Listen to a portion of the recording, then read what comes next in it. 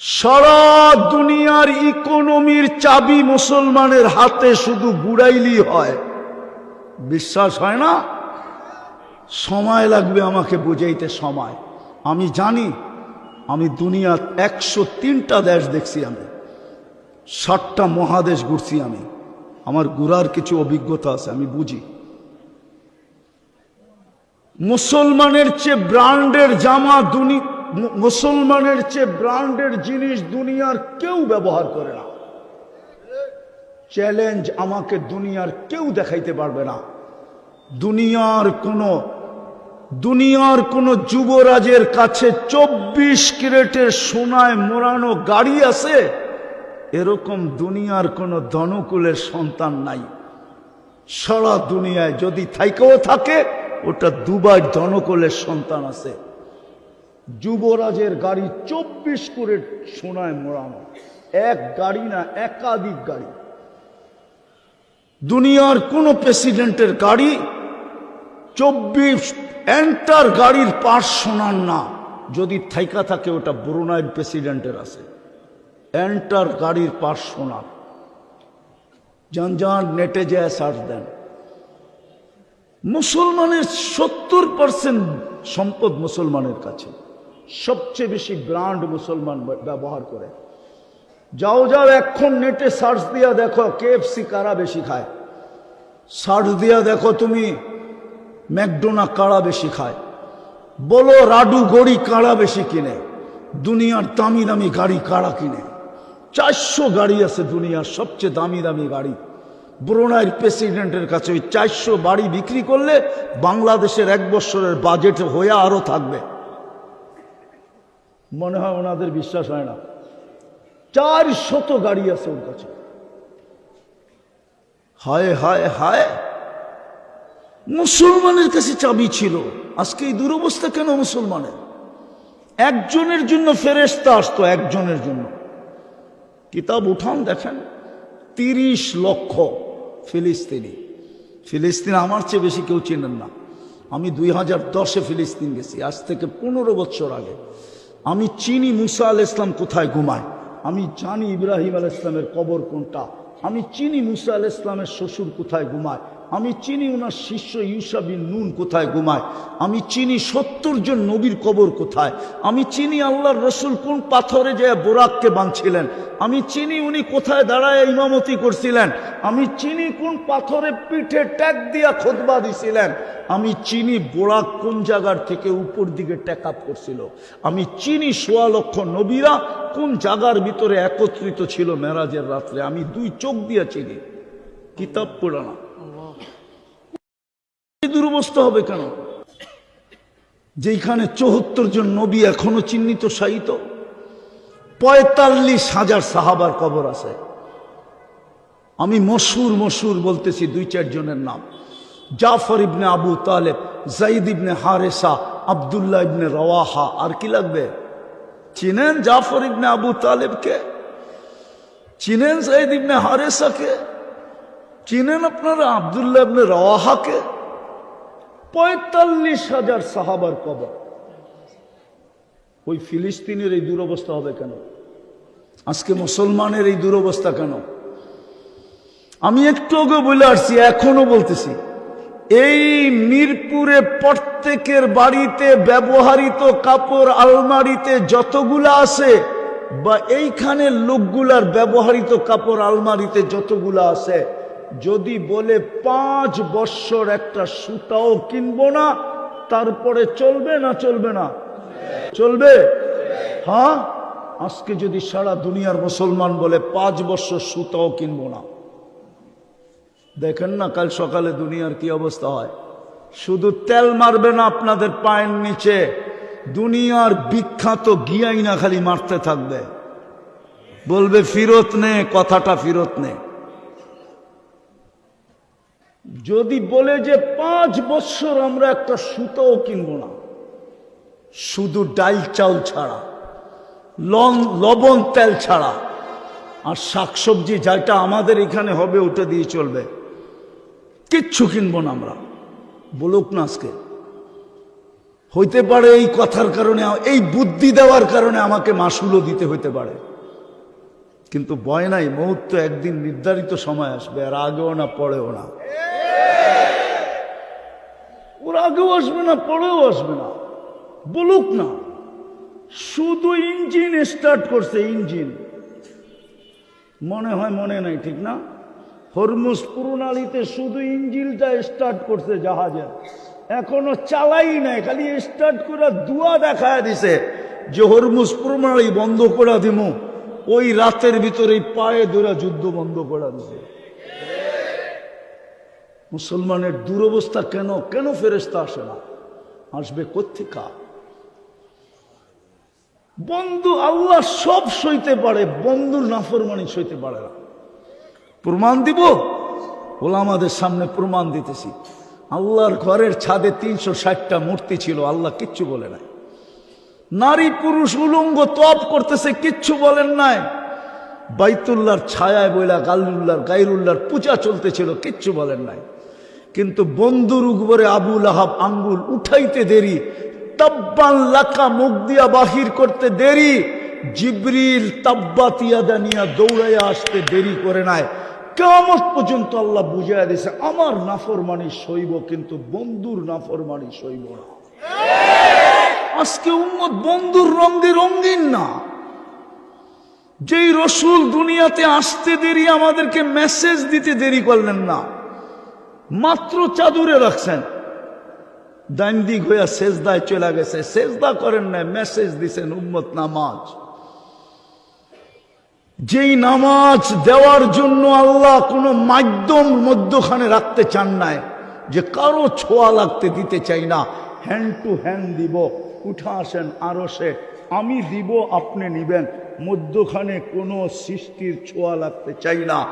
যদিও নাকি হজ সৃষ্টির মাধ্যমে দিছেন, রমজান সৃষ্টির মাধ্যমে দিছেন, সমস্ত কোরআন জিবরিলের মাধ্যমে দিছেন, জিবরিল কি সৃষ্টি না? কিন্তু নামাজটা তো হ্যান্ড টু হ্যান্ড দিলেন। যাওয়ার সময় তো চিৎকার দিলেন, আসসালা আসসালা। বন্ধুর মনকে শান্ত করার জন্য দায়িত্ব পর্যন্ত নিলেন, লম্বা করতে চাইতেছে না। মুসা আলাইহিস সালামের প্রশ্নে আল্লাহ রসুলের মনের ভিতরে চিন্তা জাগছে, 5 ওয়াক্ত যদি না পড়লো, তা আল্লাহ মনে হয় কানে কানে বলছে, বন্ধু নিয়ে যান, আমি ডাইকা ডাইকা পড়ায় নিব। অফিসওয়ালাকে অফিস থেকে ডাকবো, আদালতওয়ালাকে আদালত থেকে ডাকবো, খ্যাতওয়ালাকে খ্যাত থেকে ডাকবো, খামারওয়ালাকে খামার থেকে ডাকবো, মেইলওয়ালাকে মেল থেকে ডাকবো, রোডওয়ালাকে রোড থেকে ডাকবো, ঘাটওয়ালাকে ঘাট থেকে ডাকবো, হাটওয়ালাকে হাট থেকে ডাকবো, বাজারওয়ালাকে বাজার থেকে ডাকবো, বাড়িওয়ালাকে বাড়ির থেকে ডাকবো, ঘরওয়ালাকে ঘর থেকে ডাকবো। আমি ডাইকা ডাইকা পড়ায় নিব, আপনি নিয়ে যান। ওই আল্লাহ তো ডেলি 5 বার আমাদেরকে ডাকে, ঠিক না? এর চেয়ে বড় অপরাধ কি হইতে পারে? ও মিরপুরের মানুষ, ওই মজমা, যদি পানির দামে অক্সিজেনের বিল নিতেন 15 টাকা পার লিটার, 30 টাকা পার লিটার, তাহলে আমার বিশ্বাস এই মিরপুরে একজনেরও অ্যাবিলিটি নাই, এই বাংলাদেশে কারো অ্যাবিলিটি হতো না ডেলি 16,500 টাকা বিল দিতে পারে। আমরা ডেলি 550 লিটার অক্সিজেন নেই, 30 টাকা যদি লিটার হয় তো 16,500 টাকা বিল হয়, মাসে 4,95,000 টাকা বিল হয়। শুধু একটার বিল যদি নিতেন, একটা। যুবক, তুমি আবার এরকম চুলের স্টাইল, তোমার আবার শার্ট ইন, আবার জিন্সের প্যান্ট, আবার দামি মোবাইল, আবার দামি ইয়ারফোন, ভালো ভালো হোটেলে খাওয়া।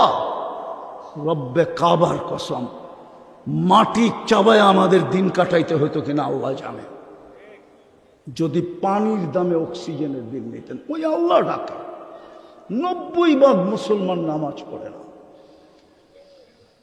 যেটা যুক্তিতেও আসে না। আমি জানি মিরপুরের উচ্চ মানের ধনীরা মিরপুরে থাকে না, ওরা ডিউএসএসে থাকে, ওরা বাড়িদারায় থাকে, ওরা গুলশানে থাকে, ওরা বনানীতে থাকে, ওরা আরো এরকমই উন্নত উত্তরায় থাকে।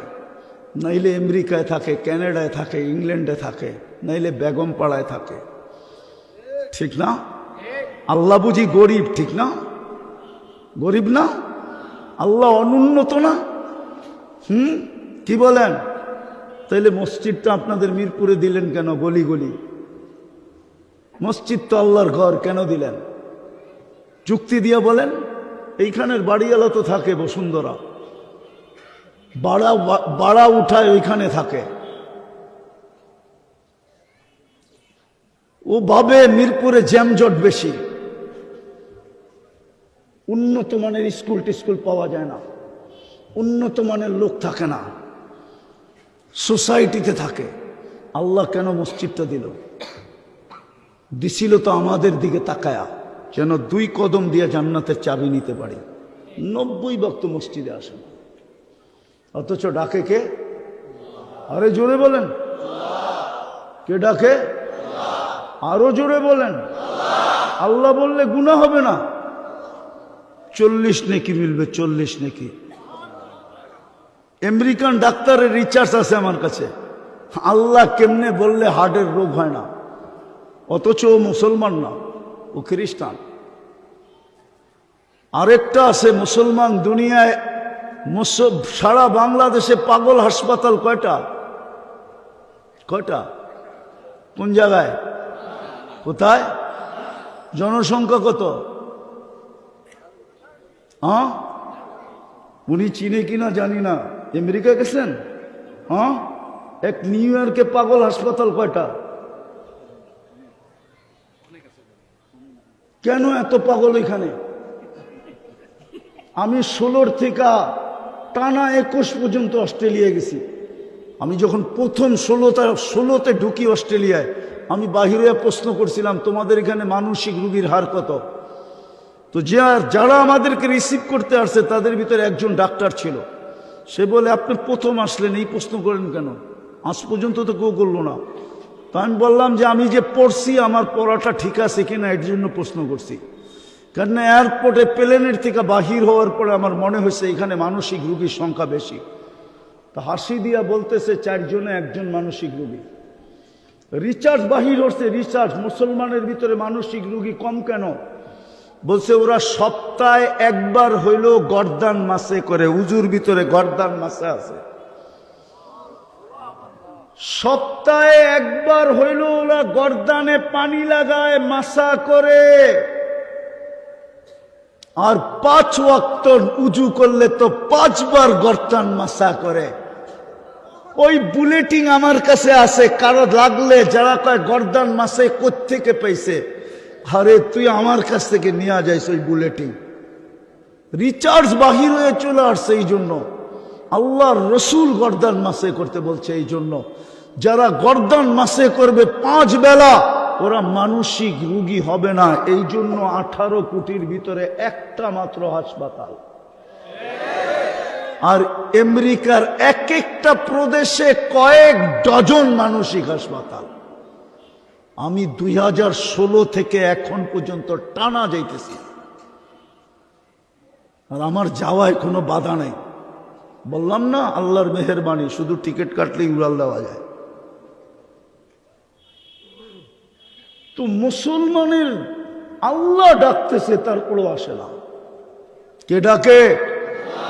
আল্লাহ। জোরে বলেন, কাজে দিবে। হ্যাঁ, ওই আমেরিকান ডাক্তার লেখছে। আমার বিশ্বাস, আমার বুঝে আসে না মুসলমানদের হার্টের প্রবলেম হয় কেন। ব্ল্যাকবোর্ড থাকলে আমি দেখাই দিতাম। আল্লাহ লেখলেই হার্ট হয়ে যায়। হার্ট আলিফটা একটু বেঁকা করে লিখতে হয়, হাঁটা একটু বেঁকা করে উঠাইলে একটা হার্ট। কিন্তু বলার পদ্ধতি আছে, ওই পদ্ধতিতে যখন ডেলি কয়েকবার বলবে ভিতরটা ক্লিয়ার হয়ে যাবে, ওপেন হবে, ওপেন। হ্যাঁ,